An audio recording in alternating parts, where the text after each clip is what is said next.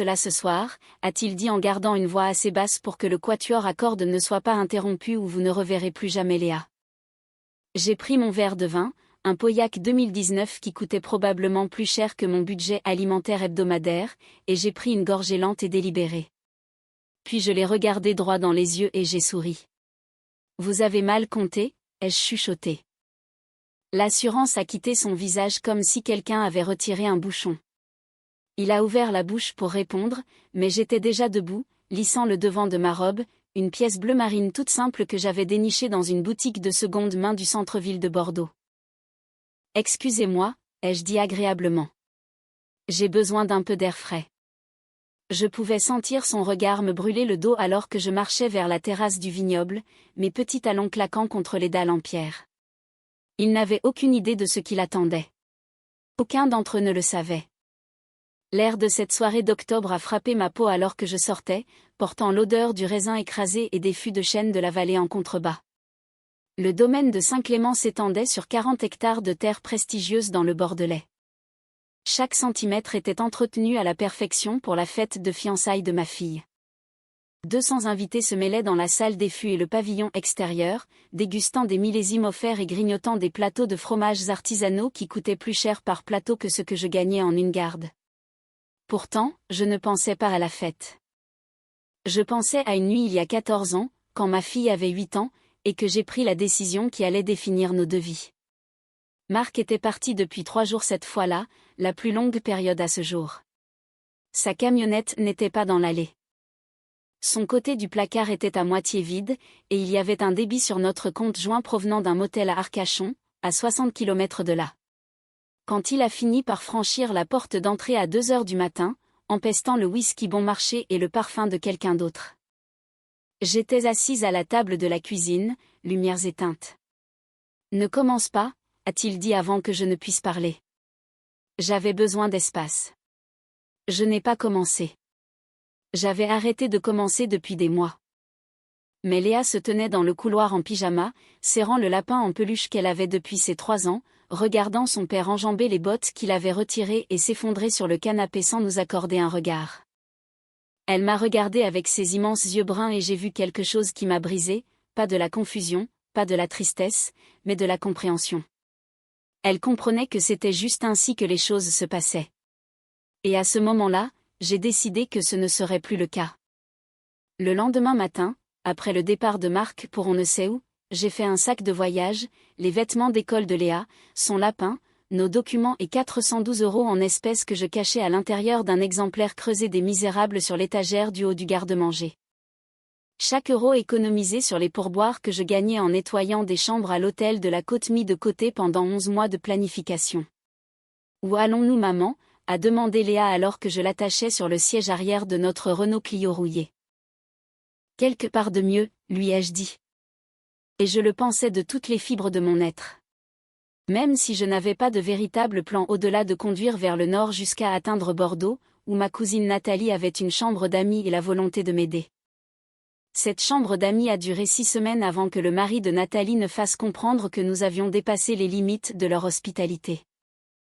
J'ai trouvé un appartement sur la rive droite de Bordeaux, un 3e étage sans ascenseur au-dessus d'une laverie qui vibrait doucement chaque fois que les séchoirs industriels se mettaient en marche. Le robinet de la cuisine fuyait constamment. Le radiateur claquait comme si un fantôme y était piégé, et les fenêtres étaient si minces que l'on pouvait entendre les conversations depuis le trottoir 3 étages plus bas. Mais le verrou de la porte fonctionnait et personne ne frappait personne à l'intérieur de ces murs. Et cela suffisait. J'ai été embauchée au Riverside Hotel en tant que femme de chambre en moins d'1 semaine. Le salaire était à peine supérieur au SMIC, mais les heures étaient régulières et ils me laissaient faire des heures supplémentaires le week-end. Après la fin de mon service à 15 heures, je me précipitais pour chercher Léa à l'étude après l'école primaire Jules Ferry, je lui préparais son dîner, l'aidais pour ses devoirs, puis je mettais mon autre uniforme pour mon travail du soir. Répondre au téléphone dans une clinique vétérinaire de garde jusqu'à minuit. Le canapé de notre minuscule salon est devenu mon lit. Je le dépliais chaque nuit après avoir bordé Léa, mon dos hurlant après 8 heures à défaire des lits et à récurer des baignoires. Et je réglais mon réveil à 5h40 pour tout recommencer. Mais entre l'épuisement, il y avait des moments qui faisaient que tout en valait la peine. L'après-midi où Léa est sortie de l'école en courant, agitant un papier avec une étoile dorée dessus. J'ai eu 20 sur 20 à ma dictée maman, chaque mot est juste. Je l'ai soulevée dans mes bras et l'ai fait tourner sur elle-même juste là sur le trottoir et elle a ri si fort qu'elle a eu le hoquet. Nous avons fêté ça avec des sandwichs glacés de l'épicerie du coin. 1,79 € chacun, assise sur le banc à l'extérieur en regardant le coucher de soleil teindre les nuages en rose. Un jour, lui ai-je dit en léchant du chocolat fondu sur mon pouce, tu feras quelque chose d'incroyable. Tu auras toutes les opportunités que je n'ai jamais eues. Seras-tu là quand je le ferai, a-t-elle demandé. À chaque fois j'ai promis, j'ai tenu cette promesse tout au long du collège et du lycée, à travers les années maladroites et les années difficiles. Léa était brillante, pas seulement intelligente, vraiment douée, le genre d'étudiante qui forçait les professeurs à s'arrêter et à prêter attention. Elle a remporté le championnat régional de débat en première, a obtenu son bac avec mention très bien et a décroché une bourse partielle pour une école de commerce à Bordeaux. Le jour où elle a reçu la lettre d'acceptation, elle a dansé dans notre petit appartement en chaussettes, glissant sur le parquet usé. Je vais à l'université maman. Moi, tu te rends compte. Ce soir-là, après qu'elle se soit endormie, je me suis assise à la table de la cuisine et j'ai fait les calculs sur une serviette en papier. Sa bourse couvrait 60% des frais de scolarité. Le reste, plus le logement, la nourriture, les livres et les frais de subsistance, s'élevait à environ 14 000 € par an. Je gagnais 31 000 € en combinant mes deux emplois. Notre loyer était de 1 100 € par mois. Après l'électricité, les courses, l'assurance, l'essence et les paiements minimums sur la carte de crédit que j'avais utilisée pour réparer la transmission de la Clio, il me restait peut-être 200 € par mois. Les chiffres ne collaient pas, alors je les ai fait coller. J'ai pris un troisième emploi, la préparation pour un traiteur le week-end dans une salle de réception du quartier des Chartrons, hachant des légumes et faisant la vaisselle de 6 h du matin jusqu'à 14 h chaque samedi et dimanche. Mon emploi du temps est devenu un flou de badge et d'uniforme. Lors des rares week-ends où Léa revenait du campus, je cachais les cernes sous mes yeux avec de l'anti-cerne et la rugosité de mes mains avec de la crème, et je l'emmenais dans notre café préféré pour des crêpes comme si rien n'avait changé. « Maman, tu as l'air fatiguée », a-t-elle dit une fois pendant sa 2e année, étudiant mon visage à travers la table. « Juste occupée », ai-je dit joyeusement. « Parle-moi de ton cours de marketing. » Elle l'a fait, ses yeux s'illuminant alors qu'elle décrivait une étude de cas sur la construction d'une marque à partir de rien. J'ai écouté et souri et je n'ai pas mentionné que j'avais travaillé 22 jours d'affilée sans pause. Le changement a été subtil au début. En 3e année, Léa a rejoint le club d'entrepreneuriat de l'université et a commencé à fréquenter un groupe différent. Des étudiants plus riches, des jeunes dont les parents possédaient des entreprises et des résidences secondaires et conduisaient des voitures qui ne faisaient pas de bruit inquiétant sur l'autoroute. Elle venait moins souvent à la maison. Quand elle nous rendait visite, elle regardait notre appartement avec une expression que je n'avais jamais vue auparavant. Quelque chose entre l'embarras et l'impatience, comme si l'endroit avait rétréci depuis sa dernière visite. La première fois que j'ai remarqué qu'elle me cachait activement, c'était lors de sa présentation de fin d'études, un événement où les étudiants en commerce présentaient des projets d'entreprise à des investisseurs locaux. J'ai conduit 1h30 pour être là, portant mon meilleur chemisier et les boucles d'oreilles en perles que Nathalie m'avait offertes pour mes 40 ans. Léa m'a repéré dans le public et son visage a eu une expression compliquée. Elle n'a pas fait de signe de la main. Après sa présentation, qui était phénoménale, un concept poli pour une entreprise de traiteurs haut de gamme ciblant les événements d'entreprise, elle m'a présenté à son professeur comme une amie de la famille. Pas sa mère, une amie de la famille. J'ai souri et serré la main du professeur sans la corriger. Sur le chemin du retour, je me suis arrêtée sur une aire de repos et j'ai pleuré pendant 15 minutes, puis je me suis mouchée, j'ai vérifié mon miroir et j'ai continué à conduire. Elle construisait sa vie. C'était ce que je voulais.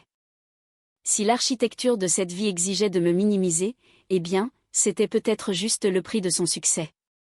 Léa a obtenu son diplôme avec les félicitations du jury et a immédiatement commencé à transformer son projet de classe en réalité. Prestige traiteur, l'a-t-elle appelé, événement d'entreprise haut de gamme, lancement de produits, dîner privé pour l'élite technologique croissante de Bordeaux. Elle avait le talent, les relations de l'école et la vision. Ce qu'elle n'avait pas, c'était le capital. L'appel est arrivé un mardi soir à 23h15. Maman, j'ai trouvé l'espace de cuisine commerciale parfait rue Fondodège. Le propriétaire a besoin du premier et du dernier mois de loyer, plus un dépôt de garantie d'ici vendredi. Et puis il y a l'équipement, les licences, l'inventaire initial, elle a énuméré des chiffres qui m'ont donné mal au ventre. Combien au total ai-je demandé doucement? 83 000 €. J'ai fermé les yeux. Mon plan d'épargne retraite, celui sur lequel je versais fidèlement depuis 14 ans, même si ce n'était que 50 ou 100 € par mois, s'élevait à 74 000 €, combiné à mon compte d'épargne, j'en avais juste assez. À peine. Je les aurai pour toi jeudi, ai-je dit. Le silence à l'autre bout du fil a duré 5 secondes complètes. Maman, c'est tout ce que tu as. Pas tout, ai-je dit doucement. Je t'ai encore toi. Ce que je ne lui ai pas dit, c'est que j'avais déjà appelé mon amie Jeanne Lefebvre, une assistante juridique chez Morin et Associés que j'avais aidée lors de son divorce des années auparavant, en la laissant rester dans notre appartement pendant 2 mois quand elle n'avait nulle part où aller. Jeanne avait rédigé des documents de partenariat. Je détiendrais 55% de la propriété silencieuse de Prestige Traiteur. Léa serait le visage, l'opératrice, la force créative, mais la structure juridique nous protégerait toutes les deux. Léa a signé les papiers au bureau de Jeanne sans lire au-delà de la première page, trop excitée à l'idée de sécuriser l'espace de cuisine pour se soucier des petits caractères. C'est juste une formalité, n'est-ce pas? A-t-elle demandé, envoyant déjà des SMS à ses contacts fournisseurs. Juste une protection, a dit Jeanne prudemment en me jetant un coup d'œil. Pour vous deux. Prestige Traiteur a été lancé 4 mois plus tard avec un modeste événement d'ouverture, des amuse-bouches, du cidre pétillant et des menus imprimés à la main. Je me tenais au fond et regardais ma fille s'occuper de la salle avec une grâce naturelle qui me coupait le souffle. Elle tenait son charme de marque, je suppose, mais elle tenait son éthique de travail de moi. La première année fut brutale.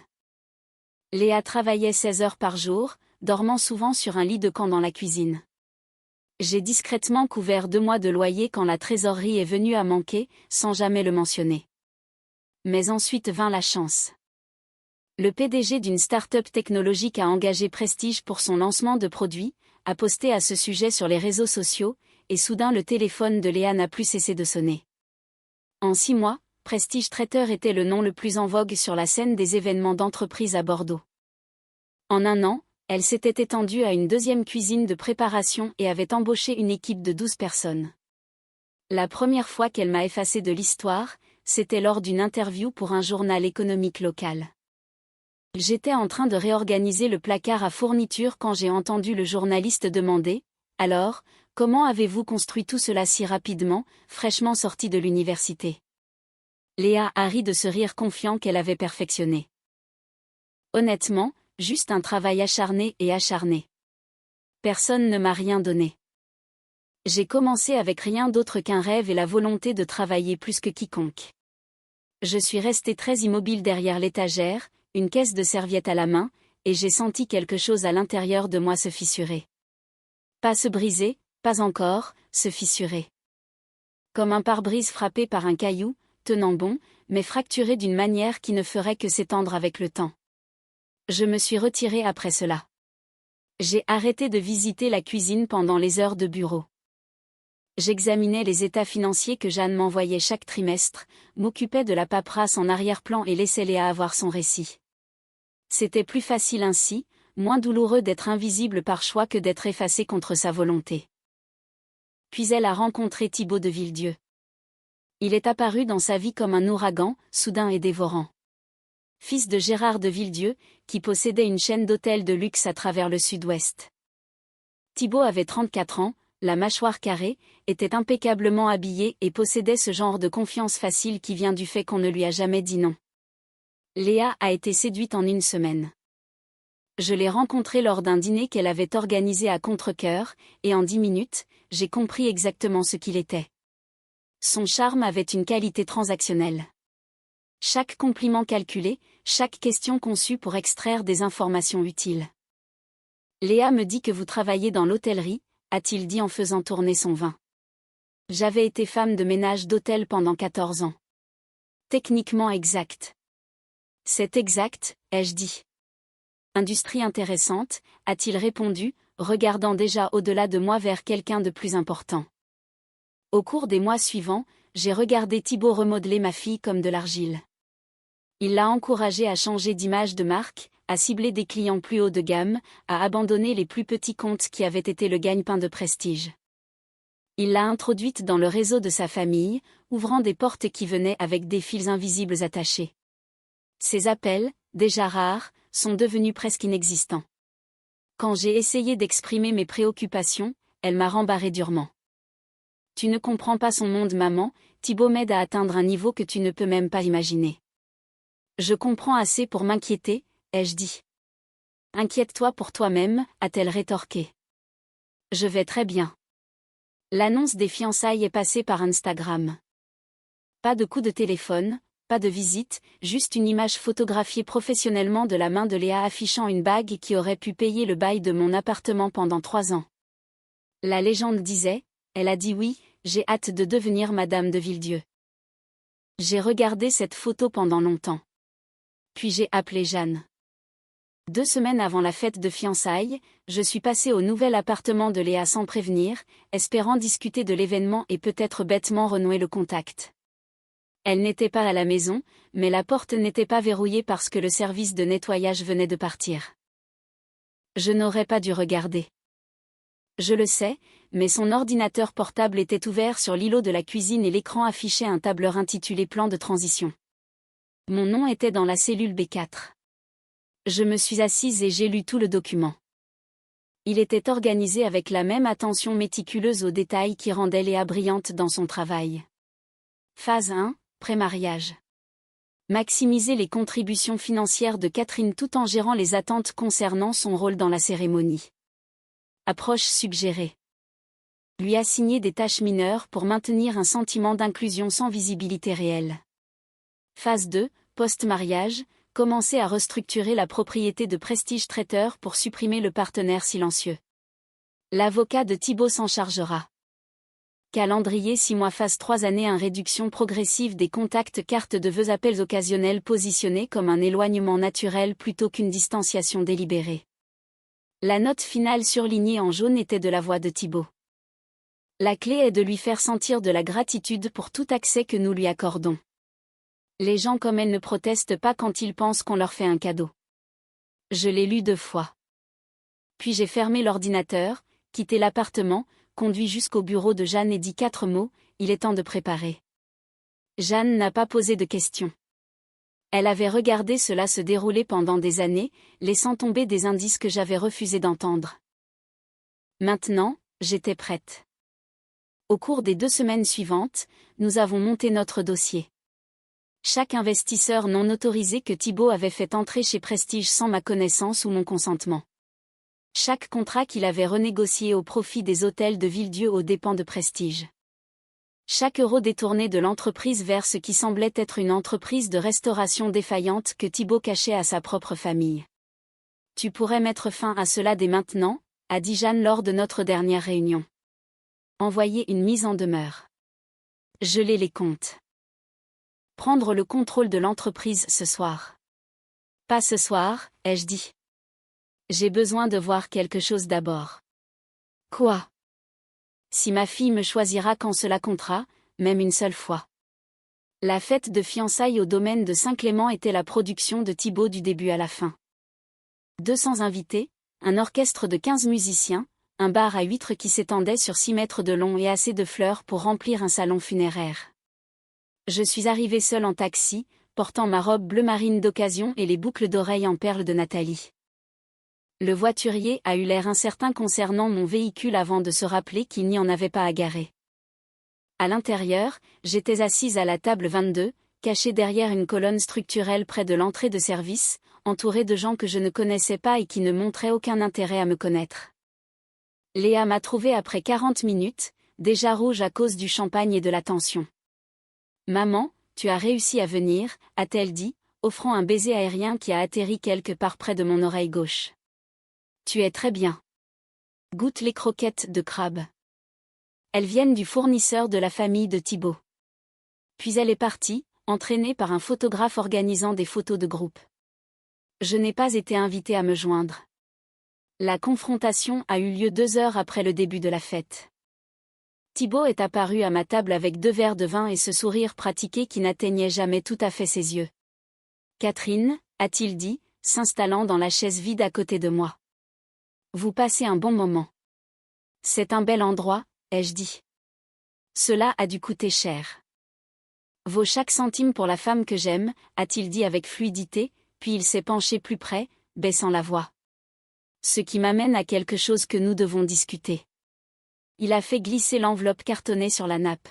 « Qu'est-ce que c'est » ai-je demandé, bien que mon pouls ait déjà commencé à marteler, un simple accord de transfert de propriété pour Prestige Traiteur.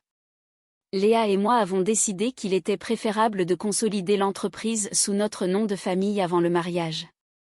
Moins compliqué pour les impôts, la planification successorale, tout cela. Je n'ai pas ouvert l'enveloppe. Et si je ne signe pas? Son sourire s'est crispé. Catherine, soyons honnêtes l'un envers l'autre.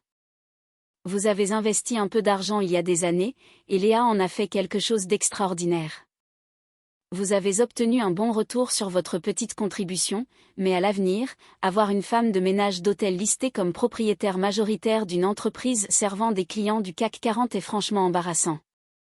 Il s'est arrêté, laissant cela pénétrer, signez les papiers et nous vous ferons un chèque de 40 000 €.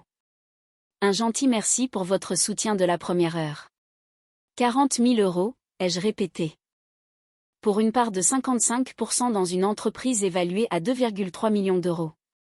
Quelque chose a vacillé dans ses yeux. Il ne s'attendait pas à ce que je connaisse la valorisation.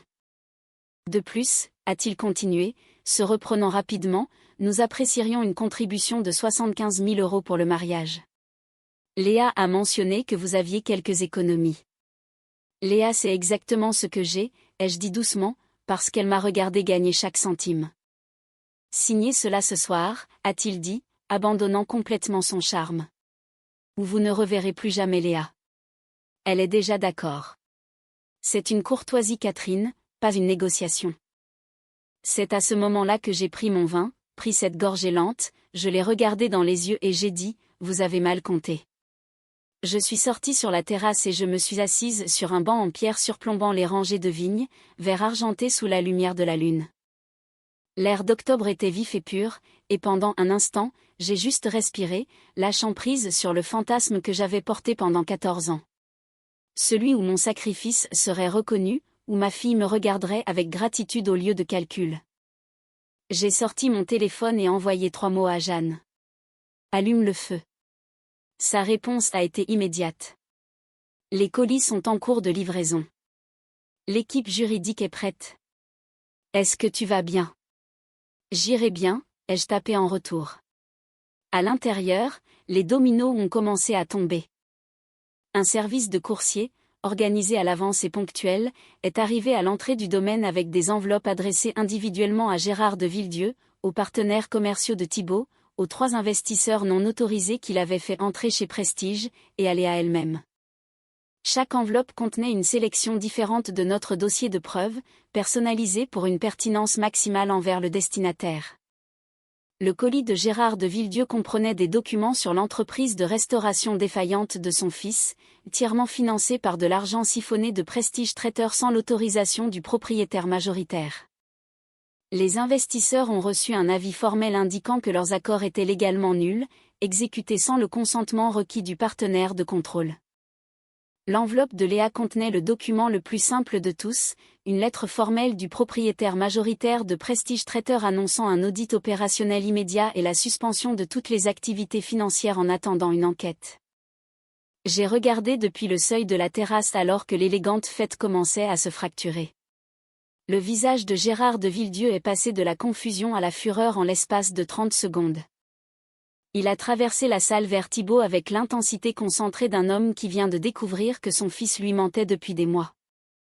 Le téléphone de Thibaut a commencé à vibrer, puis celui de Léa, puis la moitié de la pièce alors que l'équipe de Jeanne envoyait des notifications automatisées à chaque contact du réseau professionnel de Prestige. Léa m'a trouvé la première. Elle est arrivée en courant avec ses talons, le mascara commençant déjà à couler, serrant son téléphone comme une bouée de sauvetage. « Maman, qu'est-ce qui se passe ? Je reçois des emails concernant des audits et des comptes gelés, et j'exerce mes droits en tant que propriétaire majoritaire, ai-je dit calmement. Ta majorité. La couleur a quitté son visage alors que la réalisation la frappait. Les papiers que j'ai signés quand nous avons lancé l'entreprise. Ce que tu n'as pas pris la peine de lire, ai-je confirmé.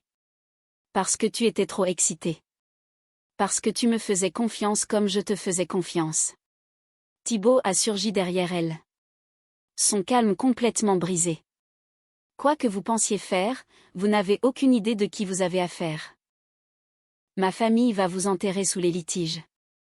Votre famille, ai-je dit, hochant la tête vers la salle des fugues où Gérard de Villedieu criait maintenant dans son téléphone, semble avoir ses propres préoccupations en ce moment. Quelque chose à propos de leur fils détournant des fonds d'une entreprise dans laquelle il n'a aucun intérêt légal pour financer un restaurant qui a 300 000 € de dette. Le silence qui a suivi était le son le plus satisfaisant que j'ai jamais entendu. Maman, a chuchoté Léa, des larmes traçant des lignes nettes à travers son fond de teint. Tu dois arranger ça. Tout ce que j'ai construit, tout ce que nous avons construit, ai-je corrigé doucement. Tout ce que j'ai financé avec ma retraite, couvert avec mes économies, protégé avec mon nom sur la paperasse dont tu ne t'es jamais soucié, l'entreprise dont tu as dit aux journalistes que tu l'avais construite à partir de rien. Le succès dont tu as dit que personne ne te l'avait donné. Elle a tressailli. Je ne voulais pas dire, a-t-elle commencé. Tu l'as fait, ai-je dit. Et c'était ton choix, mais essayer de voler ma propriété et de me couper de ta vie. C'était l'idée de Thibaut, et tu l'as suivi parce qu'il était plus facile de m'effacer que de m'expliquer. Thibaut a saisi le bras de Léa. Nous pouvons offrir plus que les 40 000 €. Nommez votre prix. 100 000 €. 200 000 €. J'ai secoué la tête lentement. Cela n'a jamais été une question d'argent, Thibaut. C'est quelque chose que les gens comme vous ne comprendront jamais. J'ai regardé ma fille une dernière fois, mémorisant le visage que j'avais protégé et pour lequel j'avais subvenu aux besoins depuis qu'elle avait 8 ans, dansant en chaussettes sur notre parquet usé. Certaines choses, une fois brisées, restent brisées, ai-je dit. J'espère que ce que tu as choisi vaut ce que tu as perdu. J'ai marché à travers la foule murmurante, passé le bar à huîtres et l'orchestre de 15 musiciens qui s'étaient arrêtés de jouer, passé les arrangements floraux qui ressemblaient soudain à des couronnes funéraires. Personne ne m'a arrêté. À l'entrée du vignoble, Jeanne attendait dans sa Subaru raisonnable, moteur tournant, porte passagers déjà ouverte. « Comment te sens-tu » a-t-elle demandé alors que je montais. J'y ai pensé honnêtement alors que nous nous éloignions, les lumières du vignoble rétrécissant dans le rétroviseur. Légère, ai-je dit. Je me sens légère. Jeanne nous a conduits à travers la vallée dans un silence confortable. Elle avait déjà commencé le chapitre suivant en mon nom. Une petite agence de conseil en événementiel, juste moi et 2 anciens employés de Prestige qui m'avaient contacté discrètement après avoir été témoin de la façon dont Thibaut traitait le personnel. Rien de luxueux, rien qui n'exigeait de prétendre être ce que je n'étais pas. Juste du travail honnête pour des gens honnêtes construits sur une base qui m'appartenait entièrement. Je n'ai jamais regardé en arrière vers ces lumières qui s'effaçaient. J'avais passé 14 ans à donner à ma fille tout ce que j'avais. Mon argent, ma santé, ma fierté, mon avenir. Maintenant, pour la première fois depuis cette nuit pluvieuse où j'avais fait un sac de voyage et conduit vers le nord avec 412 € et une petite fille qui pensait que nous partions à l'aventure, je construisais quelque chose pour moi-même. Et c'était la chose la plus naturelle au monde. Cette histoire est une véritable leçon de vie sur la valeur du travail acharné et les conséquences de la trahison au sein même de la famille. Catherine a tout sacrifié pour sa fille Léa, travaillant sans relâche dans des conditions précaires pour lui offrir un avenir radieux. Cependant, le succès semble avoir aveuglé Léa, l'amenant à s'allier à un homme arrogant et manipulateur comme Thibaut. C'est une situation que beaucoup de parents craignent, voir leurs enfants oublier leurs racines une fois qu'ils ont atteint les sommets. La réaction de Catherine n'est pas de la méchanceté, mais une reprise de pouvoir nécessaire. En protégeant ses droits légaux dès le début, elle a montré une prévoyance incroyable. Elle a prouvé que la gentillesse ne doit pas être confondue avec la faiblesse. La fin du récit nous montre une femme qui retrouve enfin sa liberté et son identité, loin du mépris de la haute société. C'est un rappel puissant que le respect se gagne et que l'on ne peut pas construire son bonheur sur la ruine de ceux qui nous ont tout donné. Selon vous, Catherine a-t-elle eu raison d'agir de la sorte lors de la fête de fiançailles ou aurait-elle dû essayer de discuter une dernière fois avec sa fille en privé? Dites-moi ce que vous feriez à sa place dans les commentaires.